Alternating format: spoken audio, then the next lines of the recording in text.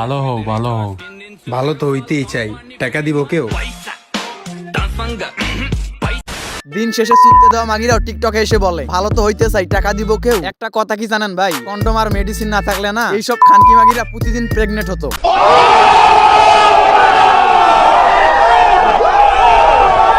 Hello WhatsApp বাজান, this is Sagar, welcome back. তো কি খবর তোমাদের, কেমন আছো তোমরা? তো বরাবরের মতো এবার কিছু টিকটকের খানকি মাগিদেরকে দোয়া মারতে চলে আসলাম আমরা। তো আমার ভিডিও দেওয়ার কথা ছিল 2 দিন পর, সেই জায়গায় আজ 1 সপ্তাহ পর ভিডিও দিতেছি। তো মেইন কথা হচ্ছে আমি অলসতার কারণেই ভিডিও দিতেছি না, কেননা আমি ইউটিউবে বেশি সময় দিতে চাচ্ছি না, কারণ আমার এই রোস্টিং চ্যানেল আজ আছে কাল নাও থাকতে পারে। তো যাই হোক, আলগা পেশাল বাদ দিয়ে মেইন ভিডিও শুরু করা যাক। জামাতে দাগ লাগলে আমি আরো জামা দ্বিতীয়বার পরি না। ও আচ্ছা, বুঝছি, তার মানে তুমি কোটিপতির সন্তান। একটা জামাতে দাগ লাগলে ওই জামা তুমি আর পরো না। বুঝছি। তারপর আর তোমার চরিত্র তো 12 বাড়ি দাগ লেগে গেছে, বুঝো না এই ব্যাপারটা? এতক্ষণে তো বুঝি নাই, তোর মতো মাগি আছে বিধাই বুঝতে পারলাম। এইসব মাগিরা কিন্তু তলে তলে ঠিকই কাম চালায়। যাই হোক, এইসব মাগিদের কিন্তু নিজের চরিত্র ঠিক নাই, কিন্তু পরের চরিত্র নিয়ে কথা বলে। এই যে আমার ছোট বিন্দা কোনে আতিছে পম পমে ধরিস না, আমার শুশুই লাগে। যৌবনে যদি এতই জ্বালা ওঠে তাহলে প্রতি তলায় যা, উদয় সমাজটারে তুই কেন নষ্ট করতেছস? তো শুধু এই ভিডিওটা না, তোর ভিডিও আমি অনেকগুলাই দেখছি, সবগুলাই অশ্লীল ভিডিও। মাগি হওয়ার যদি এতই শখ থাকে তাহলে হোটেল কর, 1 ঘন্টা 1000 টাকা, ইচ্ছে মতো সুদে তারপর টাকা দিয়ে যাই। সত্যি কথা হচ্ছে এইসব মাগিদের জন্ম হয়েছে ফাটা কন্ডম দিয়ে। ফাটা কন্ডমের দুর্ঘটনা যে এত ভয়ঙ্কর হতে পারে তা শুধু আমি কেন, টিকটকের কিছু খানকি মাগি না থাকলে কেউ বুঝতো না। গরম লাগতেছে। তারপর আচ্ছা লাগতেছে, হাসতেছো কেন অনি? ওয়াও, সেই ভিডিও। এইসব ভিডিও করলে সাপোর্ট করবো না কেডা? অবভিয়াসলি সবাই সাপোর্ট করবো তোরে। এখন আমার অডিয়েন্স বলতে পারেন যে কেন সাপোর্ট করবো একে, এর ভিডিওতে কি এমন আছে যার জন্য একে সাপোর্ট করা লাগবে? ওয়েট ব্রো, দেখাই দিতেছি যে এই ভিডিওতে কি আছে এমন। আমি দেখতেছি এই ভিডিওতে ট্যালেন্টে ভরা। কি খবর, ট্যালেন্ট দেখতে পাচ্ছ না?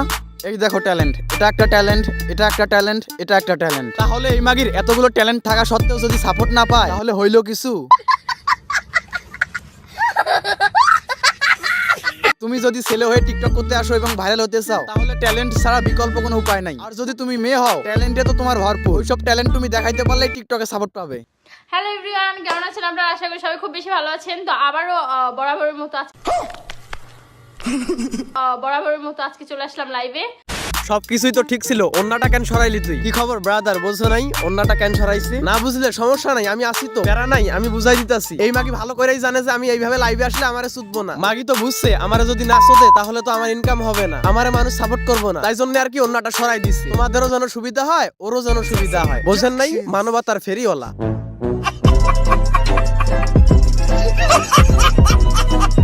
যার মনে যত রং বেশি সে পাবে আমায়।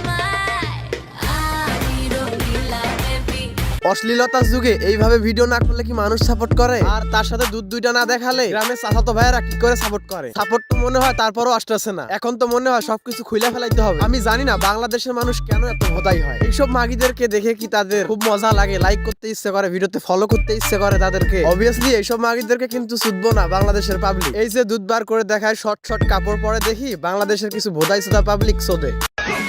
লজ্জা লাগে না তোমার এত ঠান্ডার মধ্যে একা ঘুমাতে?